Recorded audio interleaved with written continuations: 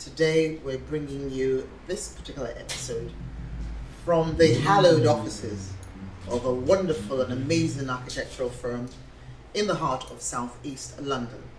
In fact, London Road in Forest Hill to be exact, and that's southeast 23. It's called Bolan's Architecture, and you'll know why they're very particularly important in this episode of Princess of Arize. Today I have with me an amazing woman. I followed her as a young girl way back when MOTOWN was MOTOWN, when pop was pop, when rock was rock, when music meant what it really meant. Music, lyrics, arrangements, and all those wonderful things that go with that amazing feeling that you have when you hear the sounds and the rhythms. And what can I say?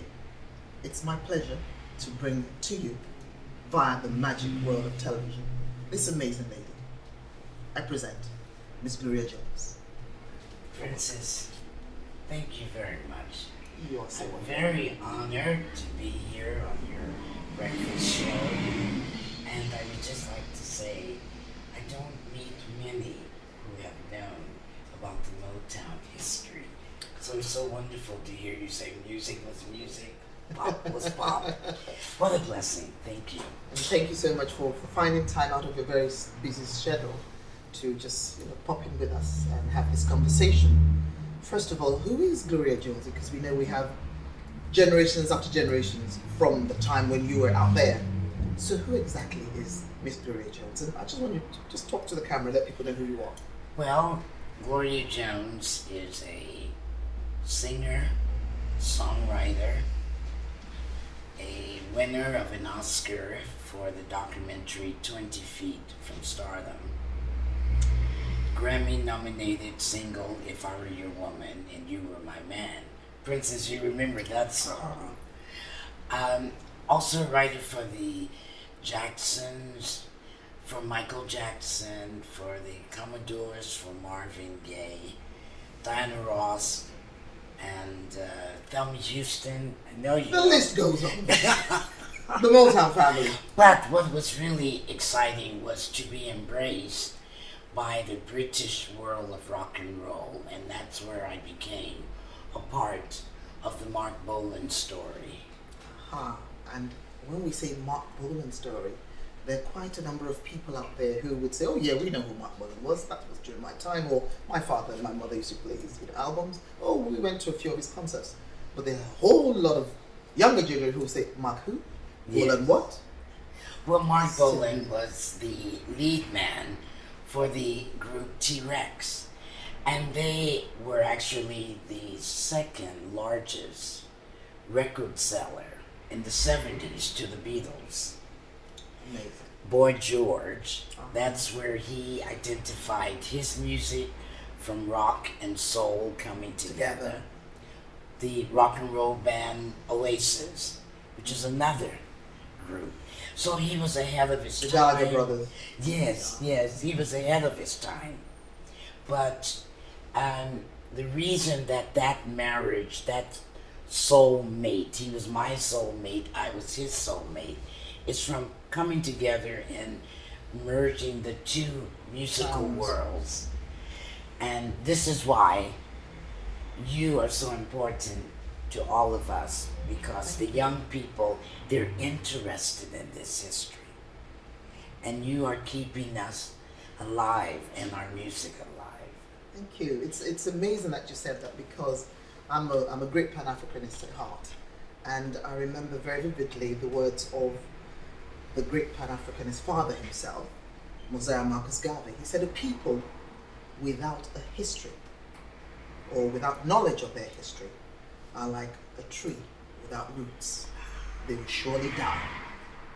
And if you don't want to die, as in become extinct, or who you are, the essence of who you are, to disappear, you need to know your history. You need to dig for it, find out who you are. And you actually become a better person when you know, this is where I came from. This is why I am who I am, or this is how I got, to be a part of this legacy. And once we know that, we then have that ability to forge ahead and move forward with what we want to do in life. So it is so important that we pass this very important legacy and history and story.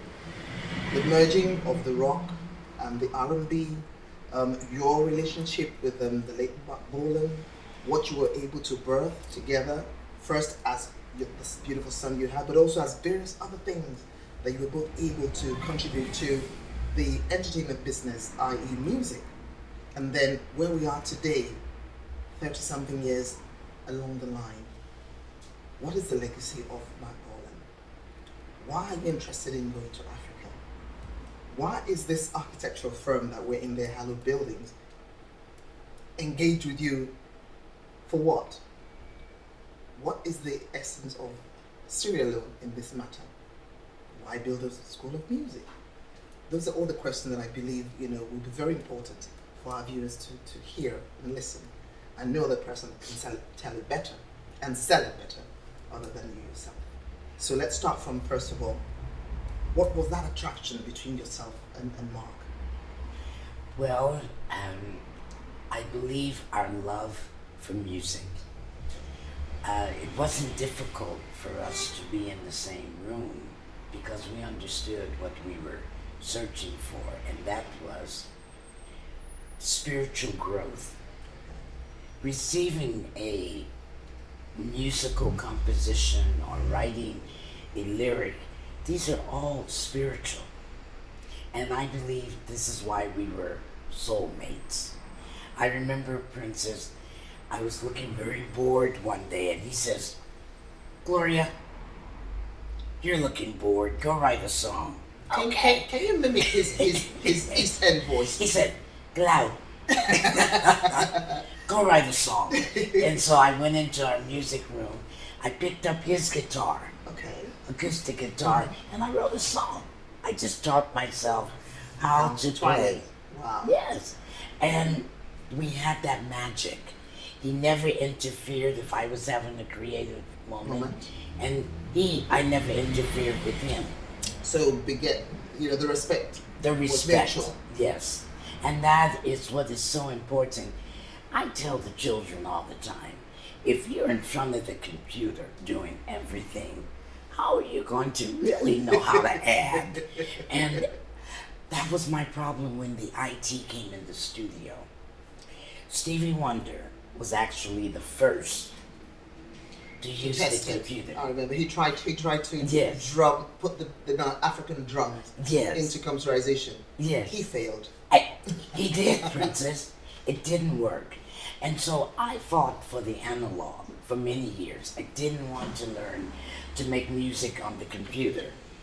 Now, I'm a little bit more open because I can work the emails. Okay.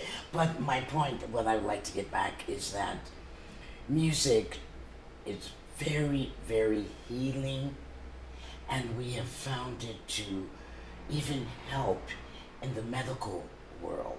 There was one gentleman that was in a coma for 6 months, but they kept playing this one song that had a certain beat, a rhythm, because usually the bass lines, that's your heartbeat. Yes. And this man came back. He came back. And this is the reason, Princess, that we want to go into Sierra Leone to build this school for the children of Africa. This will be the first sample that can work, or example. But in our hearts, we feel that this will be able to help our children throughout Africa and throughout the world. As a whole. Because if they have hope and a chance to create and to accept that spiritual side, there is hope. There is hope. As I was saying earlier before we came onto the set, where there's a will, there's a way. There's Yes. always a way. You just need to have your mind set in the right direction and the necessary energy that you need just bursts forth. Now, you've told us a little bit about your connection with Mark Bolan and why you want to go into Sierra Leone. How did this vision for Sierra Leone and for the School of Music, how did it come about? Well, What was the inspiration for it? the inspiration was that Roland Bolan, our son, Okay, that's the son with that Mark, you and Mark yes, have. Okay. came to Sierra Leone and I took him across the country to the Liberia border. What were you doing in Sierra Leone? Well, I was there to help. I wanted Okay. to help the less fortunate. So you were on your own mission? Yes, yes. I was hands-on and I met the people.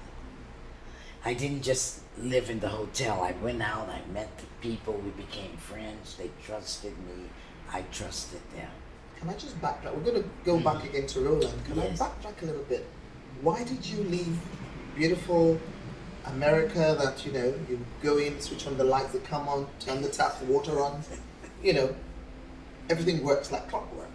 Why did you leave that comfort zone and say, I'm going into dark Africa, especially post-war Sierra Leone? Well, before Did anybody tell you that you were crazy? No. Princess, let me tell you what happened. Jomo Sono, the Prince of Soccer in South Africa, he and his family, they adopted me as their sister. And I went to South Africa. When I got off the plane, I kissed the motherland. Was that your very first? Yes. What year was that? That was 1995. Post Yes. independence Yes. of South Africa after the apartheid regime. Yes. Okay. And I said, I will not leave Africa. My heart. And people would walk up, they said, Africa loves you. I said, I love Africa. But what happened? I took the spinners to South Africa. The same spinners? The same spinners from America. During apartheid, they had one song that they would sneak to the shebeen and play. And that was Throwing That Good Love Away.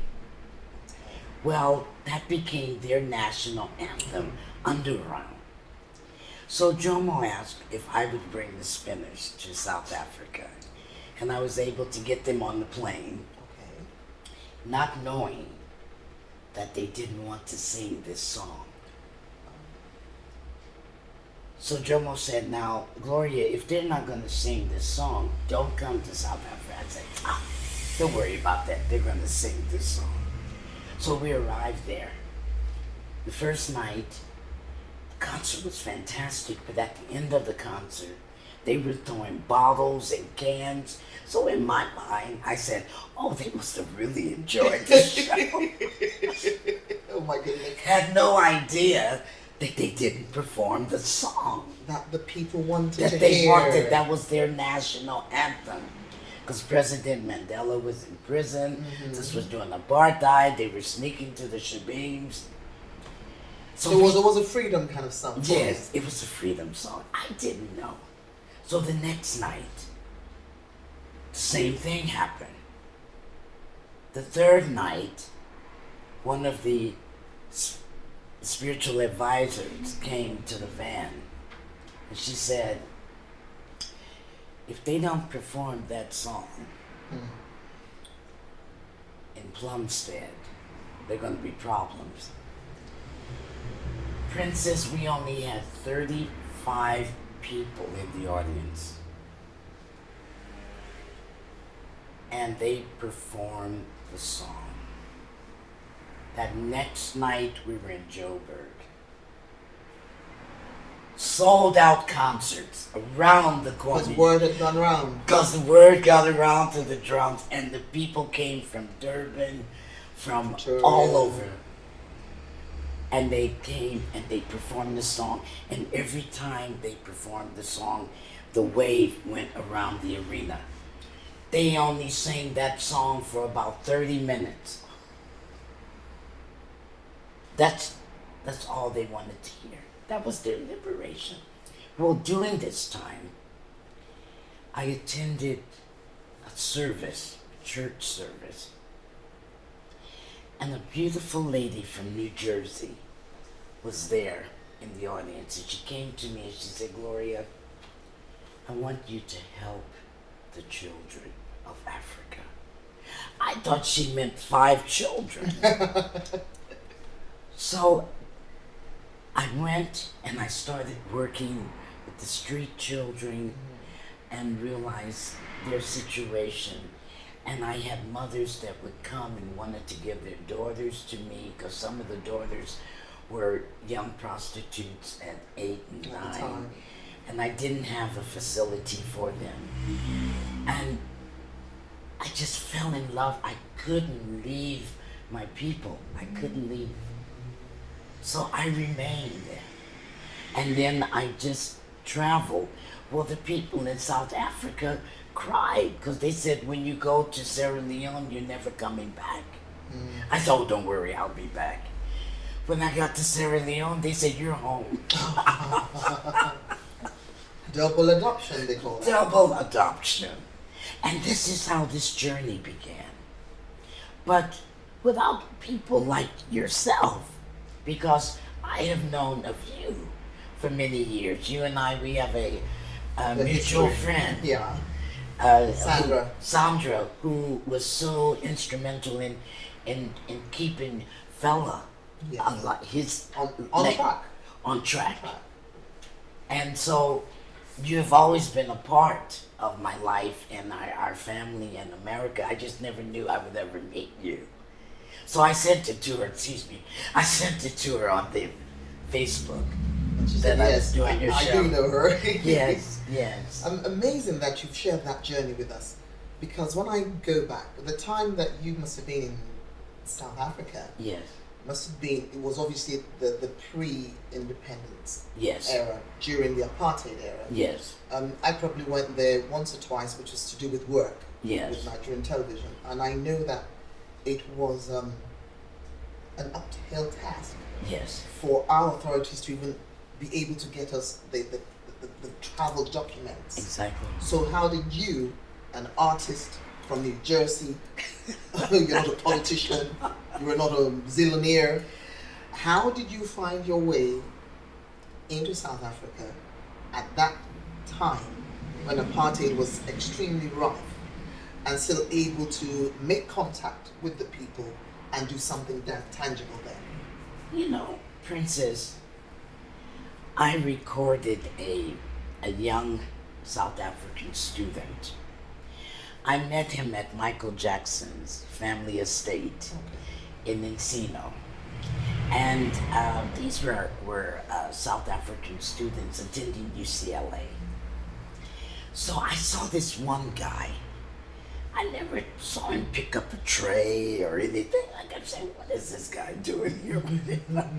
And he was standing there. So finally, Michael, he was like over in another area, and Lionel Richie's wife was there, and Whoopi Goldberg, they were having an auction. And I went over to him and I said, is this your company? And he says, no. I said, well, what do you do? He said, I'm a gospel singer. Oh. He said, I came to America to record a gospel record. That was in around 1984. Who might this guy be? Taboo Records? Taboo Moemba of Taboo Records. Yes. Okay. And at that time, Blondie was the Blondie was very popular. So Taboo said, if you will help me to record this album, I will take you and the group singing behind me to South Africa. So when we first went to South Africa, we went there to perform for a gospel concert. Okay. My passport was stolen in Paris. On your way to South Africa? On my way to South Africa. So the French police said, you will never get into that country. They're going to put you on another plane and send you back. I said, just put me on the plane. Let me get there. When I got off Did you have any documentation nothing, not even a handbag. So when I got off, that's when I kissed Mother Africa, the ground. I walked into customs. So they said, well, where's your passport? I said, it was stolen. Did you have a police report from Nothing. The French didn't give you a police report? They didn't give me anything. No one helped me. So the immigration officer said, please come into my office.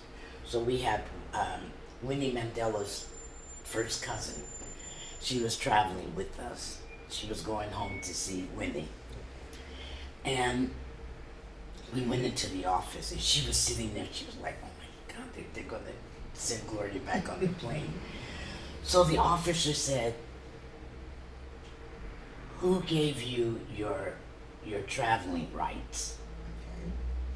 So in my mind, I didn't know, but I remembered that I saw Kinko's on the paper. Well, Kinko's was a Courier service. Yes, courier service. In the U.S.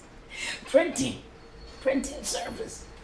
So he said, well, have them to send another copy of your your visa. So someone in Los Angeles, Taboo called a cousin, they sent another form, and it had Kinko's on top. So the agent said, who is Kinko's? I said, you don't know Mr. Kinko's? I really believe this. I said, you don't know Mr. Kinko? Mr. Kinko, he works at the embassy. Oh dear. And he said, I just don't know who Mr. Kinko is. Anyway, he asked the lady to bring me back that following Monday, and I went.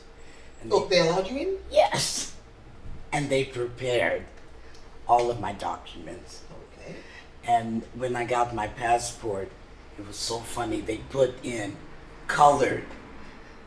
So that's how it was then. So that meant that I could walk around. Mm-hmm. It was such an experience.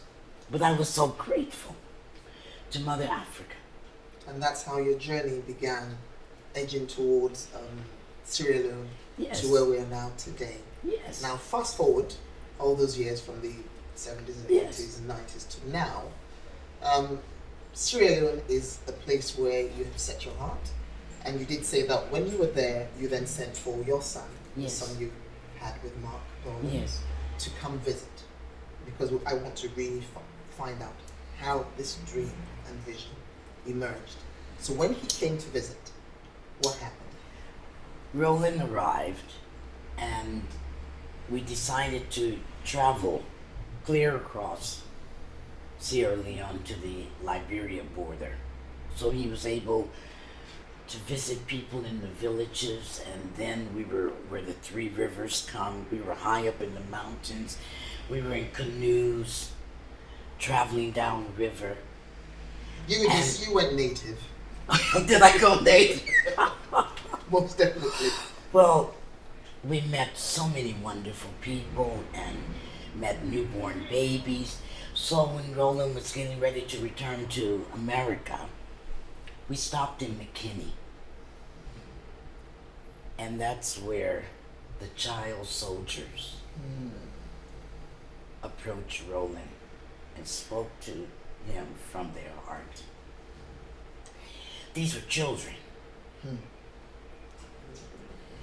These were children who had actually carried guns.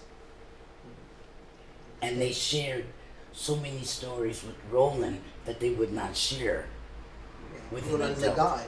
Yes. And a younger person, obviously. So they gave him the name of Palmami, which is chief. Okay. And they said, Roland, please don't forget us. Did they know who he was? No. They just loved him. And they said, please don't forget. Don't forget us. 5 years ago, Roland said, Mommy, please go to McKinney. Find some land. And he said, I have to build this school for those children. He said they trusted me. Is he still in touch with those particular set of child soldiers? Yes, yes. And now those young men have graduated from IT. Wow. And some are in college. It's amazing. Yes, and but the earlier ones that went to the Mark Bolan School of Music, they had never read a musical note in their life. They learned to play the guitar. They can read the music. And amazing. yes, and they went on to become construction company Wow. owners and graduated from university. So we know the theory works. But now, since we've been working with Mr. Bolati and he has expressed his desire, let us now work with the children. These children need us. We have over 16,000 orphans in Sierra Yes, Leone post the war. because post the war and now the Ebola. So the Mark Bolan School has always helped the community. That's the reason why it was designed, that the community can be a part. But now we need help. We need support. We've never asked for anything, but we need help. We need to get this school up by So February. the initial school that you built with your son in McKinney was how long ago?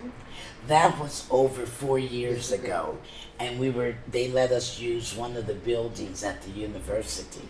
Okay. But by us But not now- having that stable You situation. needed a more permanent site? Yes. Okay, now, good on you and good on young Mr. Rowan. Thank you. Now, at what point did you bring in the architectural firm that we're sitting in? What exactly is their role? Because architecture, music, it's a bit, they're like two different things, even though they're both creative, industry, but they're two different things. How did you merge or marry, the School of Music or the essence of the School of Music and the architectural firm? What is their role? What have they done? Or what are they going to do? Well, Jed, our director of the Light of Love Foundation. We need to know what that is. Yes. So before we talk about Jed, what is the Light of Love Foundation? Well, the Light of Love Foundation, it's a group of concerned trustees, human beings. And what I would like to do, Princess, I would like to introduce you to some of our team players. I would like for Brian, if he's available, to come. I would like for Mr. Balati, please, to come. I would like for our head, all the people that are all the involved, people, please come. Is that possible? We will not be able to do that at the moment because we're just Okay. using a little space Yes. in the architectural firm. Yes. But we'll definitely have that meeting Yes. with them after we record the show. Okay. But obviously there's a reason why you Yes. wanted that Yes. consensus. Yes. Any particular reason? Well, it's not just one person. This is a team. It's a team. Okay, so we're talking team spirit Yes, here. it's team. And as they say, with a team you can move mountains. Yes. You can do a lot of things. Yes. Once there's that team spirit Yes. in it. So the core of this vision of the Light of Love Foundation is really the oneness of mind of all of you that have come together. But it's really the bowling group, the architectural company. They made it a reality. And what is their role? Because we're still talking music, we're talking Mac Bolan, we're talking child soldiers. They made it possible that we can have a school built Aha. How did they make that possible? I was just trying to By- pull out the information. by design Aha. and to involve the community. So this firm are the ones that sat together with their own team. Yes. And this firm is made up of the owner of the firm, Otumba Bolaji Falashe, I Yes. believe that's his name, Yes. with his sons, Yes. and the entire team of his architectural firm, Yes. who are just committed Yes. to giving their service. Yes. And one of them is to really put the design together And adapt that design for the school you want to establish in Sierra Leone. yes, and to help the children of Africa and the world. So that means that after Sierra Leone, it's like a choo-choo train. Yes. So we're moving from one Yes. African country to another, Yes. replicating the template and the model Yes. that was first birthed between yourself and your son. Yes. Great. Now, how do people get on board to help? People are going to watch this show. I have quite a large following. I'm sure people who probably know you would see it and say, oh, we know that lady. Yes. How do you want them? Is there a particular appeal?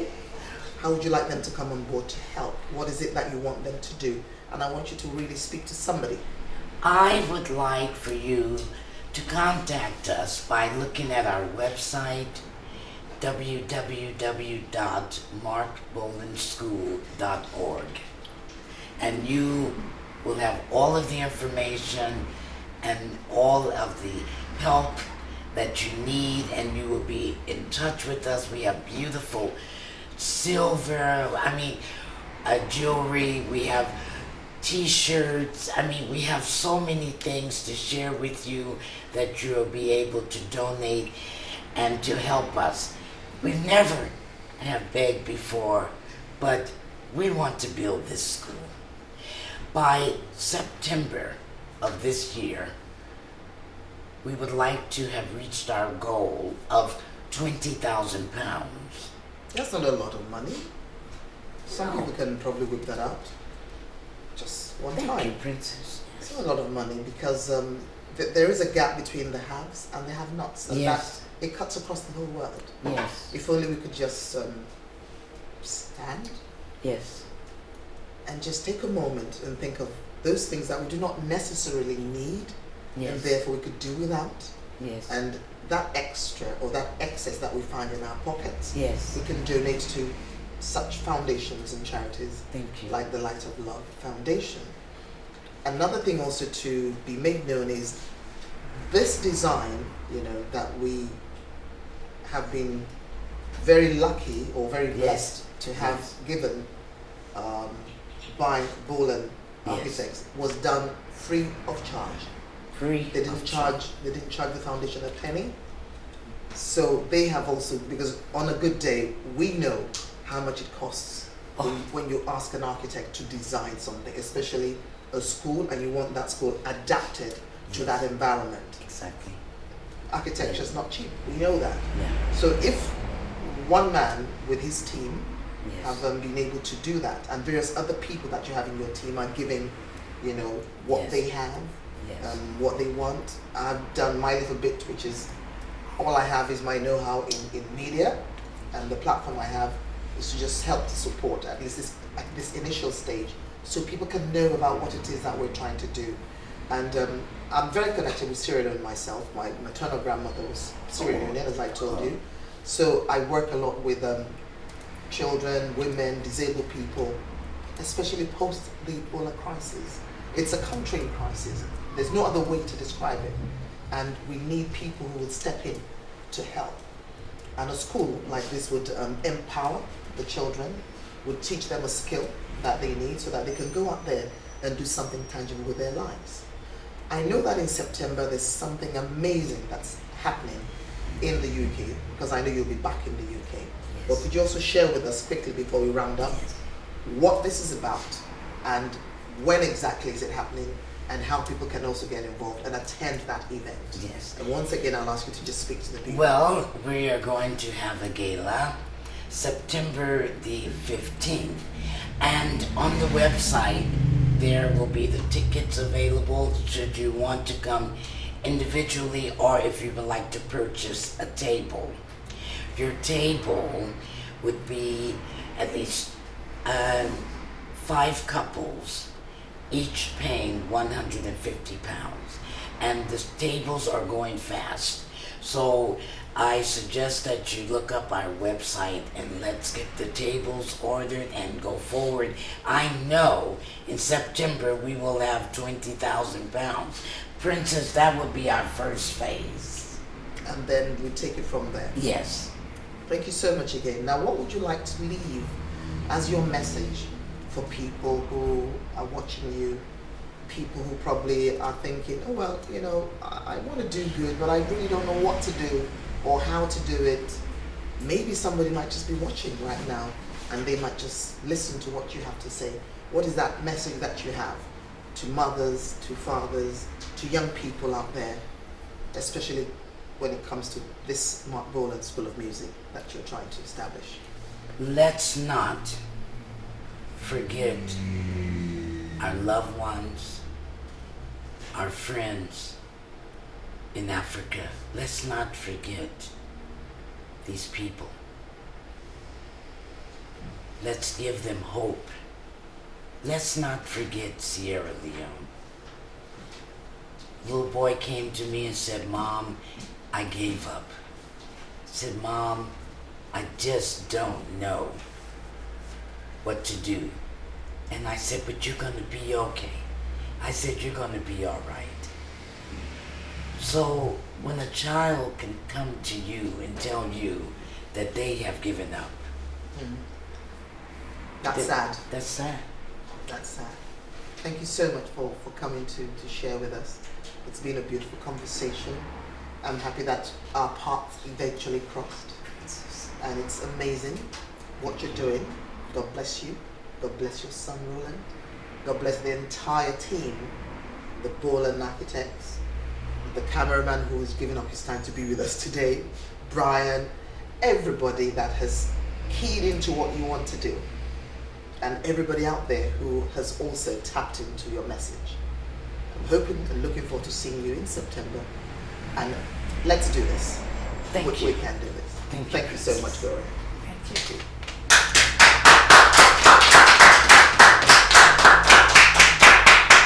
Thank you so much. That was a wonderful applause, as I said, by the in-house team. They're, the back of the scenes, but they are the ones, they're the soldiers driving, this vehicle.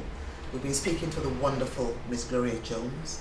GloriaJones, as you know, was one of the amazing artists that came out of the MOTOWN family back in the 60s, 70s, into the 80s.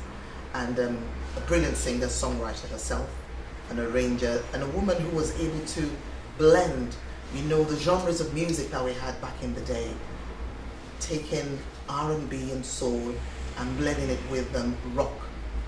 As we know, R&B and soul is very American. Rock is proudly British. We love our rock and roll. But she was able to, come together with the person of Mark Bolan, the wonderful and amazingly talented late Mark Bolan. And they not only made beautiful music together, they also made a beautiful son called Roland. And between Roland and his mum, they birthed this vision of the Mark Bolan School of Music. Brian, who's also working with the team, has given me a pointer, and he wants me to let you know that we want you to arise. As I always say on my show, you need to arise and do something. So this time the message is for you to arise and help us ensure that we build this very first School of Music in Sierra Leone, and then see it replicated, that template, that model replicated right across West Africa. Lest we forget, lest our children never know. So somebody like Gloria refused to forget, and that's why we're here today having this conversation.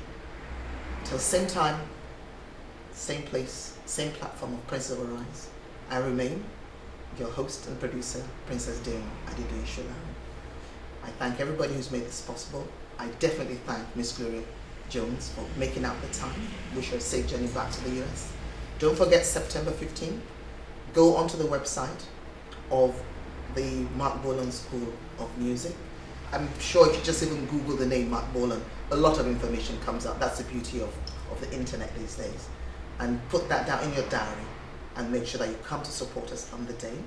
I'll be there, and I'll be looking forward to seeing you all. We want to thank God Almighty, who makes all things beautiful in His own time. Till same time, same place, continue to arise as agents of positive change. God bless you.